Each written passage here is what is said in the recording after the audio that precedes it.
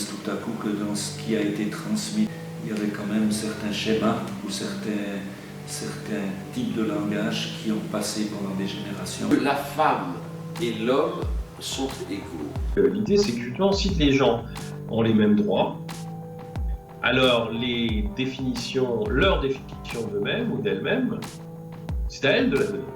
Mais quelle égalité? C'est difficile. Mais s'il s'agit d'une égalité de droit, il y a certainement une égalité à promouvoir. Par exemple, on en parlait des discriminations et de la place de la femme. Non, il n'y a pas d'égalité. En revanche, on peut favoriser, on peut construire une société dans laquelle l'égalité non seulement va de soi, mais que l'inégalité soit...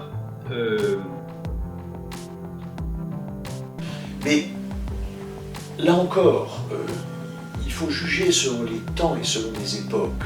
Je suis désolée, à profession égale, il y a encore une discrimination qui est massive.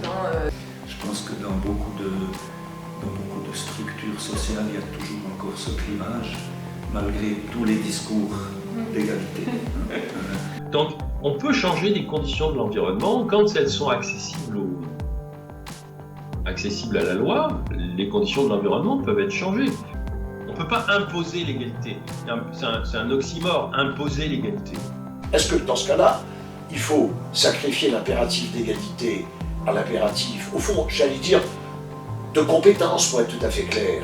Écoutez, c'est difficile de répondre à cela. C'est-à-dire, on a des attentes, on a des besoins. Mais c'est pas, je ne dirais pas que c'est parce que la femme est moins compétente, c'est parce qu'on n'en trouve pas. Il est bien évident que si les femmes avaient les mêmes salaires que les hommes, ça commencerait déjà à changer. Parce que qu'est-ce qu'on en renvoie après comme idée? C'est moi qui fais bouillir la marmite. Parce que toi, t'es mignonne avec ton mi-temps, mais quand même, c'est pas avec ça qu'on va partir en vacances. Mais on voit bien que du côté catholique, il y a encore toujours la difficulté de reconnaître des femmes dans leur fonction de prêtre. Oui, mais je pense que on ne peut pas le faire indirectement, c'est-à-dire que vous ne pouvez pas imposer l'égalité. Encore une fois, on ne peut pas imposer l'égalité. C'est tellement fonction de critères, c'est-à-dire l'éducation. Oui, pour l'égalité de droit, bien sûr. Et c'est indépendant du genre. Ça, c'est une manière de construire une société plus égalitaire.